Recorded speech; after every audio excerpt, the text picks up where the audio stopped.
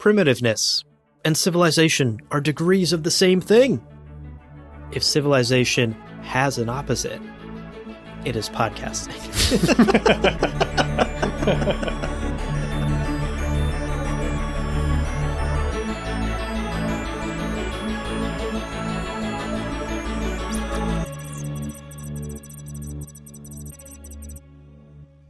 Welcome to Science Fiction Book Club, a podcast for bookworms and stargazers. In every episode, we dive into the pages of our favorite science fiction novels to break down the big ideas, ask the nerdy questions, and maybe learn a little bit about ourselves along the way. As always, I'm Obssa, and I'm joined by none other than Mr. Abu. Mobile Abu. I'm on this planet to see if you're willing and ready to join the Science Fiction Book Club ecumenical cause. Well, Obssa, as we're joking, we are back once again to talk more The Left Hand of Darkness by Ursula K. Guin. Before we get into today's assigned chapters, though, let's knock out some quick housekeeping. Spoiler warning, as always. Please make sure you've read the required reading for this episode. That's chapters 8 through 15. And as always, we encourage you to read along with us, share your thoughts, email us at sci-fi-bookclubpod@loreparty.com, and join our Patreon at patreon.com/sci-fi-bookclubpod. We post free reading guides, discussion questions, bonus clips, bloopers, all that good stuff on the Patreon. It's also, of course, where you can find our Discord, where we like to keep these nerdy sci-fi discussions going with fellow readers in our community, just like you. And of course, all those links are in the show notes, so no need to scramble to write those down, but please do check those out. That's right. Okay, housekeeping out of the way. Game plan for this episode is the same as always. We'll start by summarizing the assigned chapters for today's episode. Then we'll share our impressions of the book so far, as we now have crossed the halfway point. And finally, we'll wrap up today by diving into not one, but two thematic takeaways in our sci-fi analysis. And of course, folks, this is a book club after all, so stick around, because at the end of the episode, we are going to share a comment from one of our fellow readers and community members about Shivgrethor.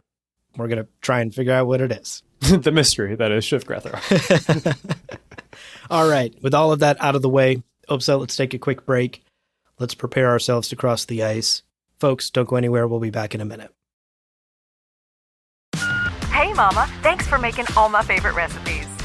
Hi, Ma. Thanks for your unfiltered advice. Hi, Mom. Thanks for always being by the phone. Hey, Mom. Happy Mother's Day. When you ship UPS Air at the UPS Store, your items arrive on time or your money back. Guaranteed at no extra cost. Exclusively at the UPS Store U.S. retail locations. Visit the upsstore.com/airshipping for full details. Terms and conditions apply. Send your Mother's Day gifts at the UPS Store and we'll get your gratitude there on time. All right, welcome back, listeners. Let's begin with a brief summary, beginning with chapters 8 to 10. After a summer in rural Karhide, Genly returns to find Teeb installed as regent and the political situation deteriorating pretty quickly, with nationalist rhetoric and border violence ramping up. He ends up crossing into Orgoreyn and arrives in Mishnori, where a reformist faction called the Open Traders receives him warmly, though a creeping wrongness settles over everything. The people, as Genly puts it, don't seem to cast shadows. Our boy Estraven is also there in exile, and Genly realizes he didn't end up in that room by accident. Estraven ends up warning him he's being used as a tool, and there's an enemy faction he needs to keep away from. Genly, please, listen! He can't. As usual, he half ignores Estraven's dire warning. Oh my goodness. Woven between these chapters is also a folktale interlude that traces the ancient origin of the name Estraven the Traitor. Essentially, there were two heirs of feuding clans who fell into Kemmer, vowing their lifelong partnership, and one of their descendants ends up kind of ending this generations-long feud, but has to surrender disputed land, gives up about 50% to the warring clan, and ends up being called a traitor for it. i.e. Yes. Estraven the traitor. I really loved this interlude Yeah. because I don't know what your interpretation was, but my feeling is this is less folktale and real history, and maybe literally Estraven's lineage. Like, do you think Estraven comes from this line of people? This specific line? Yeah. I mean, and if not like literally, kind of his blood lineage, it certainly sheds a light on who he is as a person. Yeah. And there's definitely a lot of kind of like mythical resonance with who he ends up becoming himself. Right. Even if there's no direct connection, it at the very least gives us a sense of the types of stories he grew up listening to as a kid. Totally. Which clearly shaped his worldview. Yeah. We end up coming back to Genly, who is making one of his biggest moves of the entire book so far, revealing for the first time to the commensals of Orgoreyn that an actual starship is in fact orbiting Gethin's sun, which kind of lands somewhere between stunning and deeply sus, depending on who in the room you ask. Yeah, exactly. A bold move by Genly to show this much trust right away. Yeah. Okay, moving on to chapter 11. I loved chapter 11, by the way. Yeah. We switch over in this chapter to Estraven's perspective. And in fact, this chapter is formatted as diary entries, journal entries by Estraven. We learn that he's been working this factory job. He's assembling these like plastic boxes whose purpose he doesn't actually know or understand. He's just part of an assembly line. And from a distance, he's been watching the political situation crumble as the Sarf, who we learn are Orgoreyn's secret police, block any real progress within the Council of 33 to joining the Ecumen or even accepting Genly. Right. We also, I'm glad you called this out. We were talking about it before we started recording. There's this like striking moment in these journal entries where Estraven has heard a recording of Genly's impassioned plea to the Council of 33, to all the commensals, and he reflects how Genly seems to have this innocence that sometimes reads as foolishness, but other times comes off as, quote, a largeness of purpose that awes him. And notably, he goes on to write in his journal entry about Genly that Genly, quote, stands higher than we stand, seeing wider. But he himself is only the height of a man, end quote. Oh, so poetic. Really insightful. Yeah. Really insightful stuff here. And perhaps one of the first times we get an outsider's perspective of Genly directly like this. Totally. You and I talked a lot about Genly and Genly's character and how he's kind of like this out-of-touch goofball who seems really out of place on this planet and doesn't know what he's doing. And here we have Estraven essentially saying, like, there's something alien and awe-inspiring about him at the same time. He's still just a man. Totally. So wrapping up chapter 11, these journal entries finish up when Estraven, concerned for Genly's safety, intercepts him on the street and very directly and very plainly warns him, Genly, my guy, you are in danger of your life. Genly dismisses him, and the chapter ends. Right, shocking. Who could have guessed? The chapter then ends with Estraven, a distraught Estraven, writing in his journal, quote, "It is my fault. I have done nothing right." End quote. Poor Estraven. Poor Estraven. I feel for him. Moving on to chapter 12, we have another really interesting interlude. This is a moment where Le Guin basically pauses the main plot and gives us a few excerpts from the Yomesh canon. That's Orgoreyn's state religion, which is centered on the prophet Mesha, who stands at the center of time and sees everything simultaneously, past and future collapsing into one eternal present. Honestly, quite a fascinating, just kind of mythic figure that's at the center of the Orgoreyn religion. And it also sheds a light on a pretty fundamental difference between the Kahardish Handara tradition and the theology of the people of Orgoreyn. And Yes. it's essentially one of total illumination. Whereas the Handara hold that unknowing is sacred. We talked a lot about that last time. And that ignorance is a sort of, is a kind of a height to reach, in fact. The theology of the Yomeshta is that darkness is kind of categorically unreal. It is something to shine a light upon. And these two religions really couldn't be any more different if they tried. Yeah, for real. It also is interesting in what it says about the Orgoreyn surveillance state, as it seems to be kind of a logical extension of a society whose religion says nothing can or ever should be hidden. Yeah. Just a really kind of fascinating, step back and recalibration of our understanding of these two societies on the planet Gethin. Yeah, I agree. I found this chapter really interesting just from like a mythological religious standpoint, but also what it reveals about Karhide and Orgoreyn. That's right. Okay, let's wrap up our chapter summary. We're going to breeze through these last few chapters 13, 14, and 15, because frankly, it's a lot of action. This is where like things really hit the fan. Yeah. And so, yeah. So Genly gets arrested. Yes. As Estraven warned him, you are in danger. Genly gets arrested. He's drugged. He's interrogated. He wakes up in a transport truck in the dark with 26 other prisoners. It's awful. They're freezing in the darkness. 2 of them die before they even arrive at their destination, which is one of the voluntary farms, the infamous voluntary farms of Orgoreyn, a forced labor camp in a remote northwestern region of the country. Genly undergoes repeated truth drug interrogations, and the drugs, in fact, react poorly with his alien physiology. He ends up too ill to even work in the labor camp and spends many of his days just quietly talking, laying in bed, unable to move, with a fellow prisoner who is dying named Asra. Meanwhile, Estraven, my goodness, Estraven.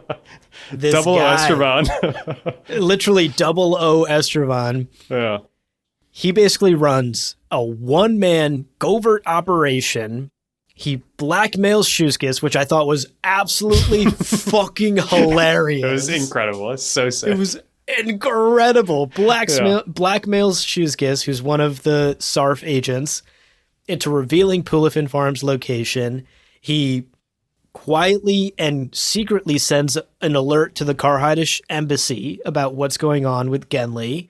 And then he gets his ass out of Mishnori using fake papers before the SARF can catch on to what he's up to. He then travels to the northwest. He infiltrates the camp with forged papers. He talks his way into the night shift. He steals a gun. He enters Dotha, which is this like sustained adrenaline state that the Handaran people have trained to use. It gives him these superhuman physical abilities and endurance. He, oh my goodness, he carries an unconscious Genly on his shoulder out of the prison, pretending that Genly is a dead prisoner, bluffs his way past a guard. He cuts the fence alarm. Like, what doesn't this guy do? This is an absolutely incredible, jaw-dropping chapter. Absolutely. He gets them out into the snowstorm, and they get out of there, and the guards are unable to find them. Genly recovers slowly and fitfully out here in the wilderness. At one point, he even like wakes up in a terror and thinks Estraven is one of the guards here to drug him and interrogate him again. Starts like pushing and fighting Estraven a little bit.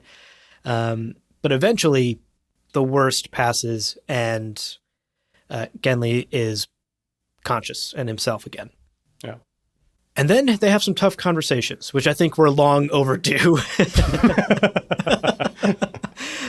In a scene that really underscores just how much these two have completely been misunderstanding each other.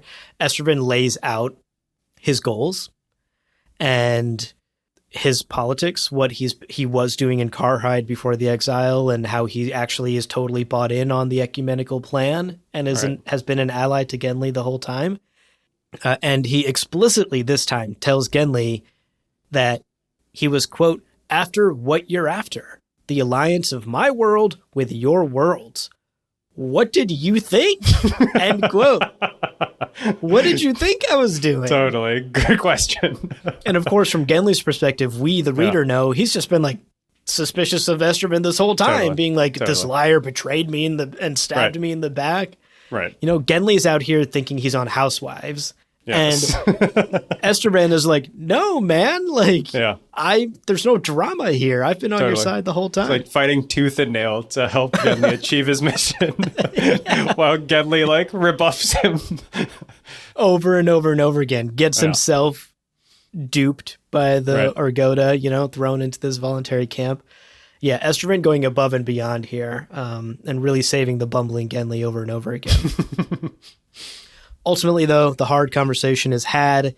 They make some progress. They come to an understanding, and they realize that really the only way they're going to get back to Karhide, the only way they're going to get Genly out of Orgoreyn, is to make the 800-mile crossing across the Gorban ice to avoid civilization, avoid detection, and cross over into the Karhide border.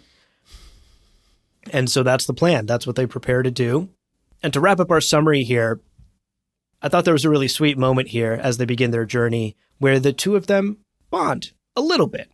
Yeah. They move on from calling each other, you know, Mr. Estraven or Mr. Genly to referring to each other by last name.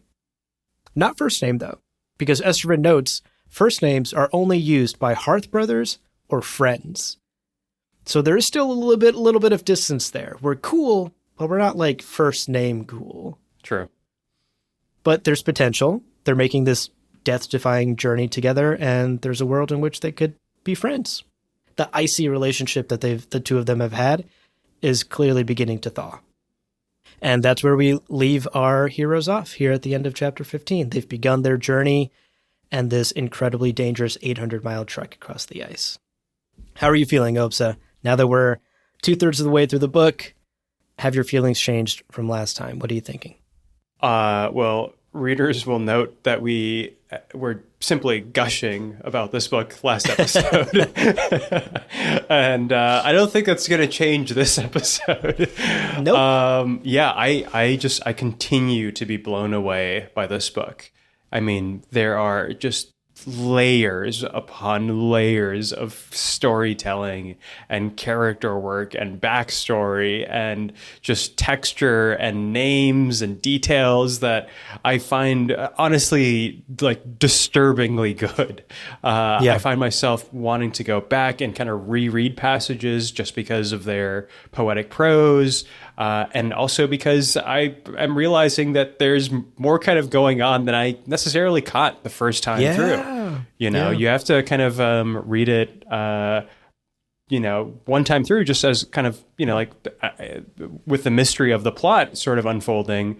But then we have these moments where we can look into the mind of, say, Estraven and kind of recontextualize, recalibrate our understanding of the moments that have just passed. So yes, it's incredible. And then, of course, we have these wonderful mythical and historical interludes that just add, additional texture and weave kind of a really fascinating meta narrative that is still open. It's not that those aren't loops that are closed. I'm still wondering, when kind of going back into the first 7 chapters, the moment when the two brothers and eventually Kemmering partners kind of parted ways and all the drama around that, it feels like there's an analogy that is still waiting to be unpacked. Yes, right.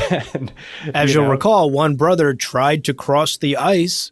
That's right. Saw these horrific visions of his dead brother and ran away. That's right. And now here we are about to cross the ice. That's right. Yeah, I've been thinking a lot about that chapter too. Yeah. And so I don't know. I feel like putty right now in Le Guin's hands.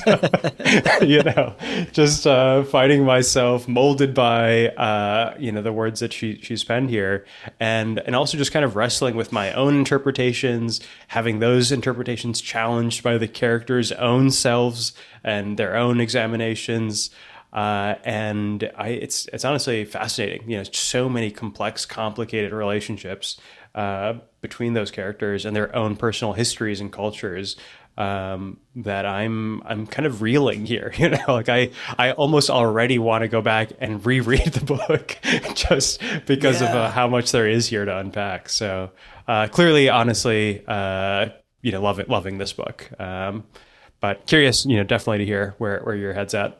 Could you imagine if I was like, I hate this book now? Like, what if I did a total 180 and was like, oh my gosh, I could barely get through these chapters. It's funny you say that, Obssa. It's kind of thin. No, not at all. My goodness, I could not wait to get through these chapters. And frankly, I reread them multiple times. Yeah. Even more than I needed to, just because I enjoyed some of these chapters so much. I already heaped praise on chapter 11, the Estraven journals earlier. I'm loving this book. And what I'll say is, instead of like spending another 45 minutes gushing about it, I'll just say that I stand by everything I said last episode. Yeah. It's still so good, and I'm loving every word of it, every paragraph of it, every page of it. I think now that we're 2/3 of the way in, I'm also kind of appreciating how well structured the book is. It's clear that Act 1 was sort of intro us to the world and focused on Karhide. And then Act 2, which we just experienced, was Orgoreyn, this like sharp contrast to Karhide. Right. And now we're setting up like a really dangerous and climactic and interesting Act 3 that frankly, I don't know where things are going to go. Yeah. Where do we end up here at all? Yeah. I wouldn't even begin to venture a guess, but all I know is I fucking can't wait to find out. I had to stop myself from reading ahead last night because I was just so tempted to keep going, but then I knew I'd confuse myself on the recording today.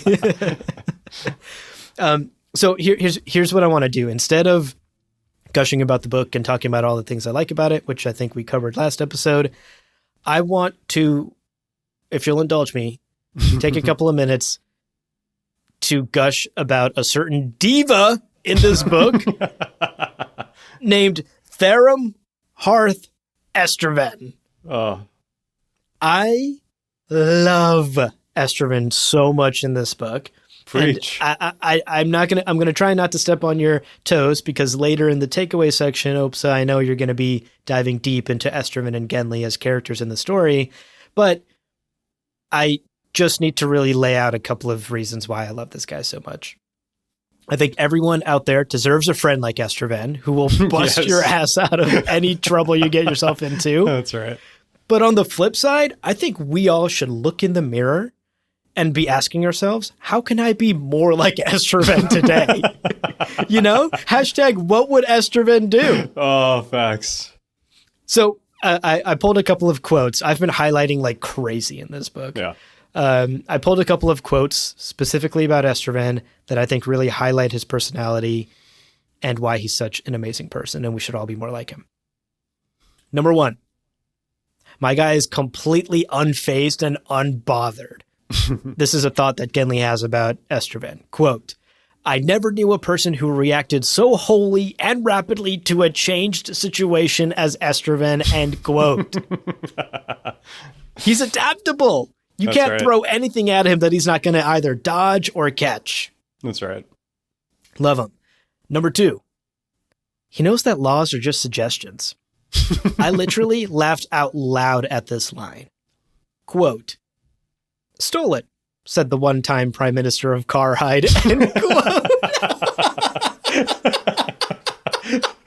Ursula is funny, I will say. Totally. And having fun with this. It's amazing. She's having fun with it. Like, there are some genuinely laugh-out-loud funny lines in this book. Yeah. And this is Estraven's response to Genly asking him, where did you get this food from? You don't have any money. Right. Just stole it. Okay. Number 3. Estraven dreams big. This is how he ends one of his journal entries. And honestly, it like really got me. I kind of teared up. Estraven writes, quote, "Why can I never set my heart on a possible thing?" End quote. What? Yeah, totally. Dream big, folks. Yes. If it's possible, it's already been done. What's the impossible thing you're doing? Okay, last one, and then I'll stop gushing. Number 4. Estraven is jaded, but he still dreams of a better world and of doing better. Quote, "A man who doesn't detest a bad government is a fool. And if there were such a thing as a good government on Earth, it would be a great joy to serve it." End quote. Wow. Cheers, Estraven. Wow, incredible. Cheers, my guy. Estraven, the greatest of all time. I love him so much. I am so anxious that he's going to die in Act 3. Yeah, I know. And if that happens, I will truly be heartbroken. Don't say it. I know. I didn't even want to speak it into existence, but I'm really nervous it's going to happen. Totally. I can't imagine what the end game for Estraven is, because he's exiled from Karhide. He can't go back. What is he going to do in Orgoda? He's been lying and scheming his way around the Sarf this whole time. There's nowhere for him to go. So I hope he doesn't die. I love him so much, but he's an incredible character, and I just wanted to gush about him for a bit. I'm happy you did. Estraven doesn't get enough praise. All right, folks. So that is the chapter summaries for today's assigned reading and some of our thoughts and feelings on this section of the book. Folks, let's take a quick break. But stick around. Don't go anywhere. When we come back, we're doing our sci-fi analysis thing, baby. We're going to dive deep into a couple of thematic takeaways. We'll see you in a minute. Now at McDonald's, a McDouble is $2.50, so you can get your gym gains on, or just get lunch for only $2.50. Get more value on the under $3 menu. Limited time only. Prices and participation may vary. Prices may be higher for delivery. Ba-da-ba-ba-ba. All right, folks, welcome back. As promised, let's get into our sci-fi analysis and break down a couple of takeaways. Obssa, I'm going to hand the mic to you. How about you kick it off first? For my takeaway, I wanted to zoom out and look at the lovely, the wonderful, the noble Estraven and the lowly bumbling Genly. Tell me how you really feel. But just really examine them as characters and try to trace the relationship between the two of them, because I think it's honestly, it's the spine of the whole book, and we just need to make sure we give it the attention it deserves. Yeah.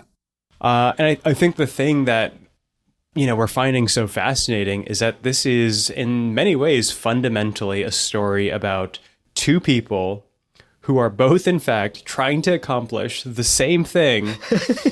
and yet,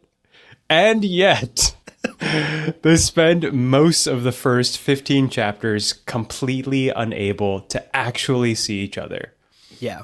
They're not enemies. They're not rivals. They are, in the deepest sense, on the same side. Genly, hear me. You're on the same side. On the same side! But, we find the book is basically built around all the ways that keeps not mattering, at least so far. So, I'll begin with Estraven first because, he is the more fascinating portrait. Yes. And we meet him at the festival right at the opening. And Genly's read on him immediately is something like, quote, "I don't trust this man. I don't like him. This mustache-twirling goon. How could anyone fall for his lies?" That's right. Oh, Genly. And he goes on to say, "Yet I feel his authority the way I feel the warmth of the sun," which is an interesting and kind of telling analogy. It's also just a really weird thing to say about someone you don't trust. Yes. But it's notably not a political assessment. It's really a physical response. And I kind of think that's what Le Guin is setting up, even at this point, very early in the book, with what the entire book is going to do, which is show Genly's gut recognizing something that his conscious mind keeps refusing to process. As we go on, we see the dinner at Estraven's house, which is one of the great comedy of error scenes in this book. Yes, oh my gosh. You know, Estraven has invited Genly over specifically to tell him he's withdrawing support for the mission, but he does it in the Karhaidish mode of indirection. And Genly is listening for something that he can actually use, and neither of them is reaching the other. Yep. In retrospect, Estraven is saying things that are plainly true about the king being psychologically incapable of receiving Genly's offer without experiencing it as a threat. And of course, we see this later on with both Estraven's exile and the king's reception of Genly and how cold it is. But of course, Genly's exhausted and alienated mind really can't quite get there. Right. And I find that scene just kind of heartbreaking. That really, from the beginning of their relationship, it is flawed. They're unable to, in fact, communicate. Yeah. And as much as we like to poke fun at Genly and yes, sometimes ridicule him, the truth is that as a character, he's not stupid, obviously. No. And he's clearly not cruel. He's just kind of encumbered. He's encumbered by his own fixed sense of himself as a man, by the fact that he genuinely cannot read Estraven's gender, and that disorientation keeps interfering with everything else. Yeah. And I think there's a moment actually in chapter 10 that is really key. Estraven visits Genly at the Shuskis mansion and delivers a very clear warning and leaves. And Genly watches him go from the window and has this almost, again, kind of gut involuntary perception where he describes Estraven moving through the street with, quote, a deft, definite grace, a quickness of being that made him seem, in that minute, the only thing alive in all of Mishnori. Contrast that with his earlier perspectives on the people of Orgoreyn as seeming to not even cast shadows. Yes. And so we see Estraven as the one kind of corporal, kind of physical being that carries weight in his mind and in his consciousness. And that's honestly extraordinary. Yeah, it is. But 15 minutes later, Genly, not enough time for a snack. Shuskis comes home and tells Genly that Estraven is just a traitor motivated by self-love. And Genly agrees. Even though he has just, in his own words, seen Estraven as the only living thing in the city. Yeah. And that's the gap. That's the gap that continues to grow through most of these 15 chapters between what Genly perceives and what Genly believes. That's the drama, especially of these chapters. I think you've hit on something really interesting there for Genly's own character arc in this story. I think so much of Githenian society, Orgoda or Karhaidish, is about intuition. Right. And I think you've hit on something really special here, that Genly, this outsider, is having sort of a battle of the heart and mind. Yes. There's the logic of what he sees. Don't trust the politician. Don't trust this. These Orgoda people seem really reliable. They know what they're doing. That's the logic talking. But then his gut continues to reinforce the truth that Estraven is the only living thing in the city, the only trustworthy thing. Right. That the city looks and feels fake, that the people don't cast shadows. These aren't real things. These are feelings that Genly continues to ignore. Totally. And like a Githenian, he needs to learn to lean into the hunch. Yes. Because Genly is Genly, is struggling to, as we get into the last couple of chapters of the section, still struggling to believe Estraven. And at one point he, demands to know how he can trust anything that Estraven says. And Estraven has a pretty sharp retort to this when he says, quote, I am the only man in all Gethin that has trusted you entirely, and I am the only man in Gethin that you have refused to trust. I loved that. I could not highlight that line fast enough when I came across it. I had to unhighlight just so I could re-highlight that line. And we finally do see kind of a moment of reflection from Genly here, who doesn't deflect. He actually apologizes and says, I'm sorry. And it's as simple as that. Enough said. He means it.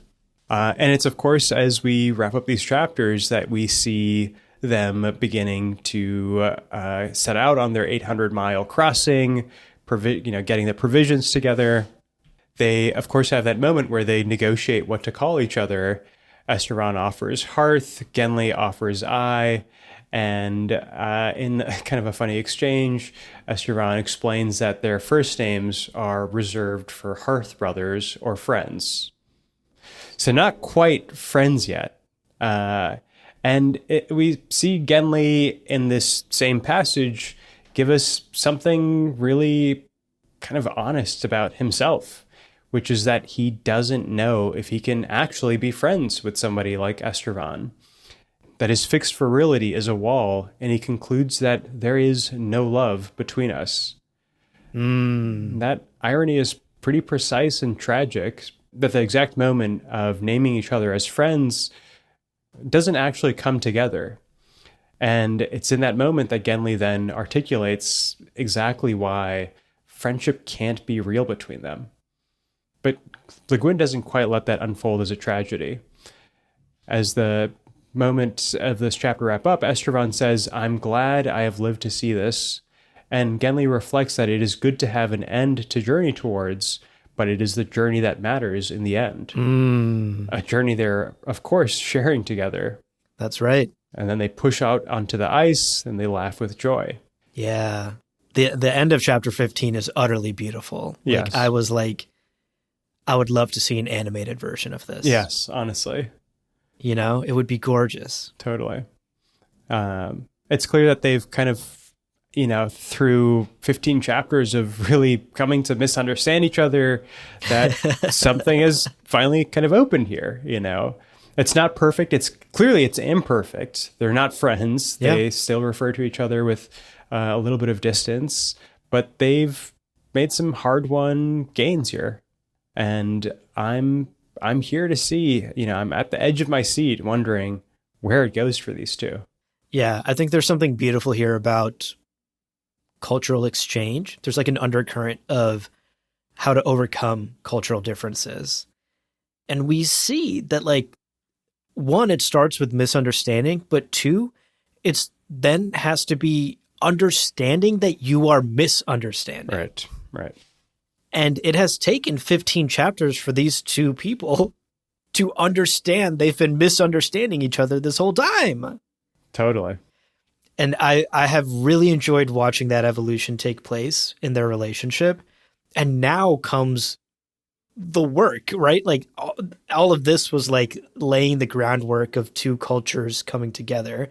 And now comes the work of how do we bridge the gaps of our cultures? Now that we understand that we were not speaking the same language and that we can't really speak the same language, what is the third outcome here? How do we speak a language in which we're able to communicate with each other?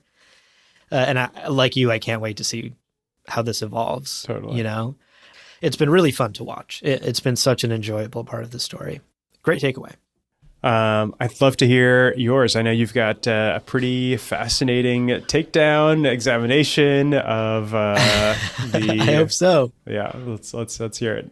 Okay, so for my takeaway, what I want to explore more deeply is the Orgoreyn bureaucracy, and specifically, what I want to explore is what aggressive modernization and optimization hides, flattens, and takes away from us.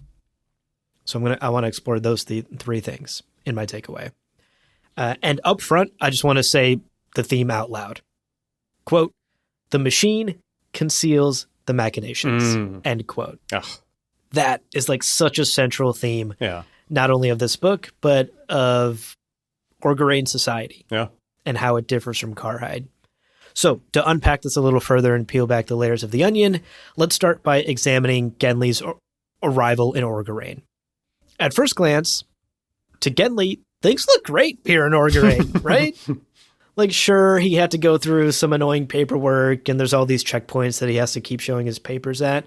But setting that aside, he finds himself in this modern, advanced country where everything seems to be running like a well-oiled machine, which is in stark contrast to Karhide. I think this is best exemplified by the radio bulletins that Genly listens to while he's driving that car to Mishnori. There's no mention at all of this horrible raid on Sewensen that Genly just barely survived himself. And in fact, if the radio is to be believed, there's nothing wrong at all going on in the country. Everything is smooth sailing.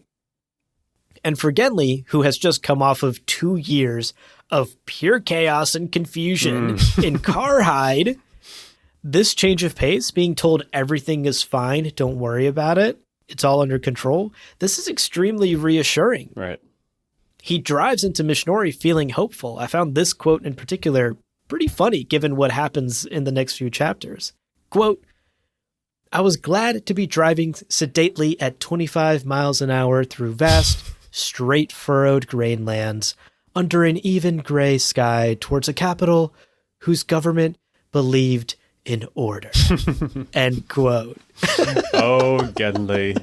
Oh, Genly, sweet, sweet Genly. So that's, at first glance, that is the perception of Orgoreyn.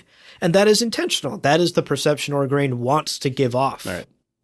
But this stability that Genly perceives is exactly what lulls him into a false sense of security. He lets down his guard. Right. It's what leads him to trust the Commensals enough to tell them about the ship orbiting above the planet, something over 2 years that he never revealed to anyone in Karhide. This sense of security is also what allows the Commensals, ultimately, even the trustworthy ones from the Open Traders Party, to deceive Genly, right? To utterly use him and betray him. Estraven, as we've discussed, tries to warn Genly multiple times that the Argoda politicians cannot be trusted and that his life is literally in danger. Because Estraven sees something that Genly is incapable of seeing right now. He doesn't understand the culture enough. Estraven recognizes that Genly's mission failed in Karhide because of an erratic king's fear of change. Right. And that that same mission is going to fail here in Orgoreyn because of the Commensals' political maneuvering and paranoia. The takeaway here for us, the reader, is that humans, no matter what planet they're on, perceive the unknown as the very things they themselves fear the most. Genly is an unknown entity. Right. And thus, to the king who fears change, Genly represents change. To the Orgoreyn politicians who are paranoid and constantly watching their backs, Genly is a trick. Estraven understands all of this. Genly does not.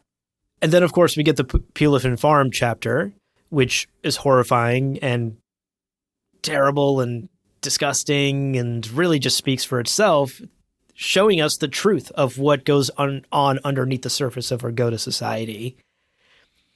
But I think something even more subtle in the Pulifin chapter that I didn't pick up on a first read is what's extra horrifying is that all of this brutality and all of these atrocities don't have a face. Right. No one is responsible. Right. Genly has no idea who has made the decision to arrest him and imprison him and interrogate him and torture him. Who's behind all of this? Who's turning the wheels? I think something that bureaucracy like Orgoda, one of the most nefarious things it does, is it diffuses responsibility. Yes. No one person is left to blame. In Karhide, you can blame the king. You can blame your hearth brother. You can blame your neighbor. Who do you blame in Orgoda? It's the system running as it should, hiding everything. That's right. Now, another aspect of the system that I found particularly horrifying is the way the people around Genly are reacting in Orgoda to horrifying things. The raid on Sewensen, being carted off to Pulafin Farm. This is what Genly observes about the Orgoda people. Quote, "These were Orgoda, people trained from birth in a discipline of cooperation, obedience, submission to a group purpose, ordered from above. The qualities of independence and decision were weakened in them. They had not much capacity for anger." End quote. Oh, tough. Oh my goodness, this is Big Brother's wet dream. Totally. Horrifying stuff. Not only has Orgoda society stripped away people's basic rights and freedoms in the name of modernization and efficiency, but they've gone so far as to strip away people's innate sense of independence. They've sanded down any feelings of anger that people might have, because those are the types of feelings that lead to resistance and rebellion. Those are the types of things that destabilize a nation. Right. And here in Orgoda, we're all about stability, efficiency, bureaucracy, modernization. Right. And it's here where you realize, for as chaotic and inefficient and violent as Karhide can be, it at least is undeniably human at its heart, right? Right. It maintains its distinct cultures and its competing ideologies, the coastal people versus the rural people versus the city people. It embraces the chaos and randomness of people, of humans, right. of what it means to be us. And by comparison, we have the Orgoda people who have created this society which is extremely efficient and self-sustaining. Everybody gets a job, right? Nobody's jobless. 100% employment. 100% employment rate. Doesn't that sound amazing? Right. But the truth is, they've achieved that through incredibly violent means and by completely sanding down what it actually means to be human. Right. So to wrap up my takedown of Orgoreyn, I guess, I'm realizing... Didn't realize you were a Karhidish agent. I know, right? Here I am, a Karhidish agent. To wrap up this takeaway, I want to go back to what I said at the beginning. Orgoreyn is the perfect example of how the machine hides the machinations. When we seek out this kind of hyper-efficient, quote-unquote, perfect system, we lose what it means to be human along the way. So returning to those three things I said at the top, what modernization hides, flattens, and takes away from us. I think modernization hides its violence and diffuses responsibility so that no one person can be blamed or feel guilty for the atrocities that are necessary. I think it also flattens our food, our cultures, our disagreements, streamlining everything, all for the sake of efficiency. And finally, I think it takes away our freedoms, our beliefs, and it crushes resistance by removing our anger and our sense of independence. That is what a bureaucracy like Orgoreyn hides from us, flattens, and takes away. And I don't think that Guin is saying that Karhide is quote-unquote better than Orgoreyn. They are both deeply flawed societies. But I think what Guin is doing is she's warning us against becoming blind to the machine, becoming blind to bureaucracy, and foregoing our humanity in exchange.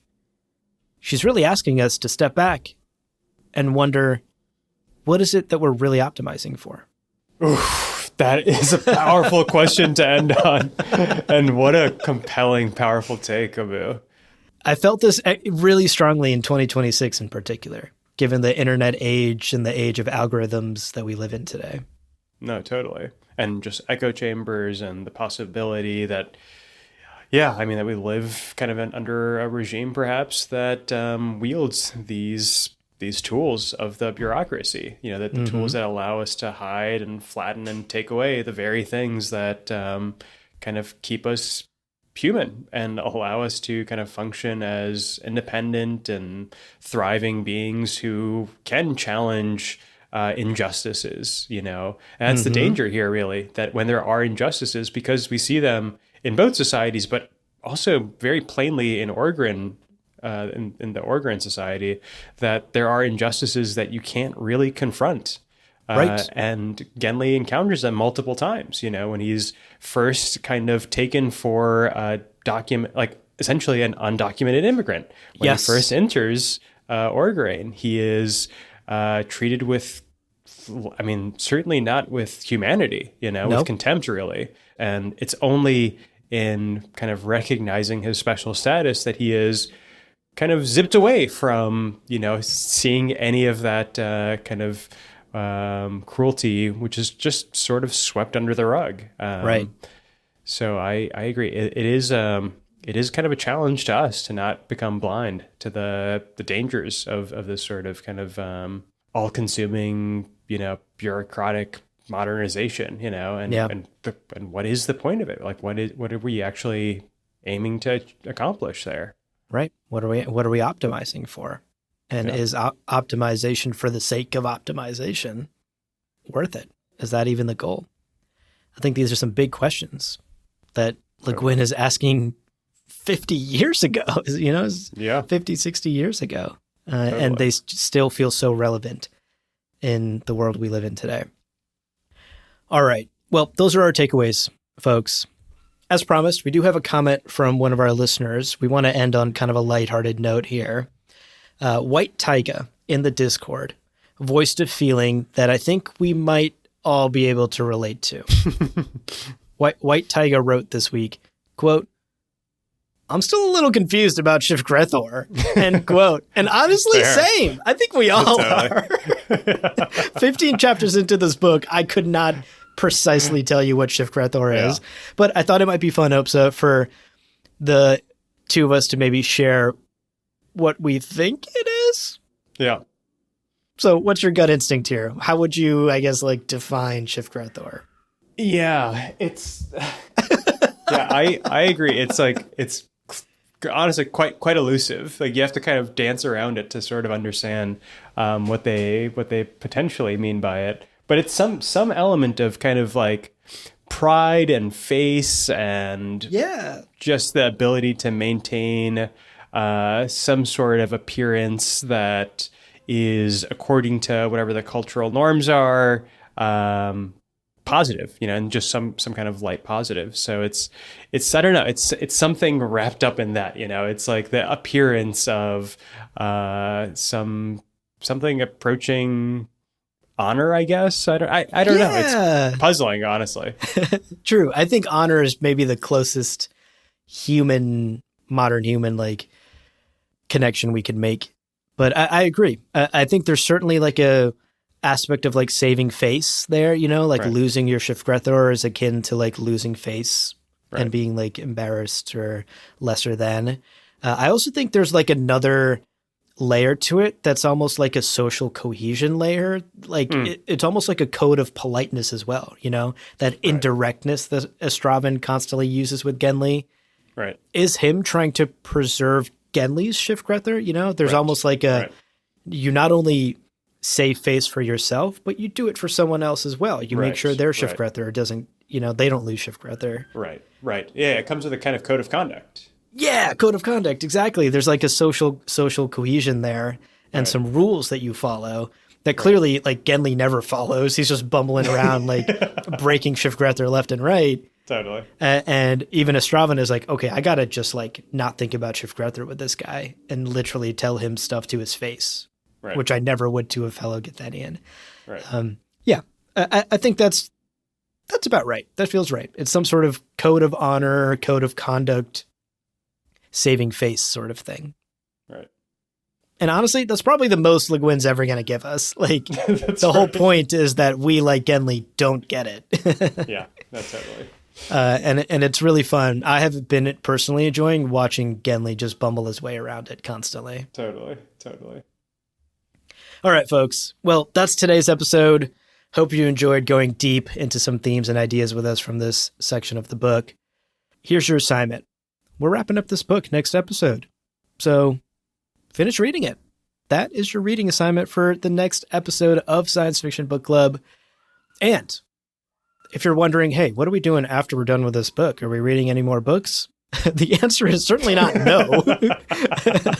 We're actually just going to reread this book again and again. As much as we'd love to just keep rereading this book over and over. I mean, you and I discussed the other day how like there's so many more themes we want to talk about and we just like Totally. can't cram it into 3 episodes. Like this is a book that could be 6-8 episodes all on its own. Yeah, But seasons, truly. Regardless, we must eventually call it done and move on, which we will be doing next episode. So make sure you finish the book before listening to the next episode. As always, if you're curious about what's coming up next, what books we're reading, what the reading schedule is like, and when due dates are, you can find that link in the show notes below. So check that out and make sure you're prepared for the stories that we'll be diving into after The Left Hand of Darkness.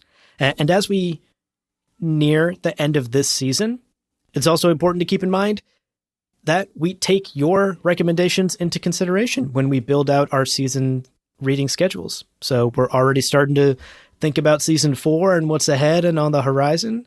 And if you have a particular book you'd love for us to cover on the show, hit us up in Discord, email us, let us know. That's right. As long as it's not friends. Hyperion. We hear you. We hear you about Hyperion. We're nervous to cover it. We'll get to it eventually when we build up the courage.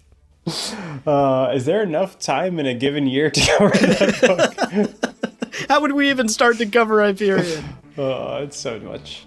Well, friends, this podcast as a political entity functions through coordination, not by rule. And if you like how we function, then please let us know by leaving a review on Apple Podcasts and Spotify. And be sure to check out the other shows on the Lore Party Podcast Network on loreparty.com. You can also follow us on Twitter and Instagram at lore_party. Thank you so much for listening, and remember, better to be naked than to lack podcasts in Orgoreyn. Ain't that the truth?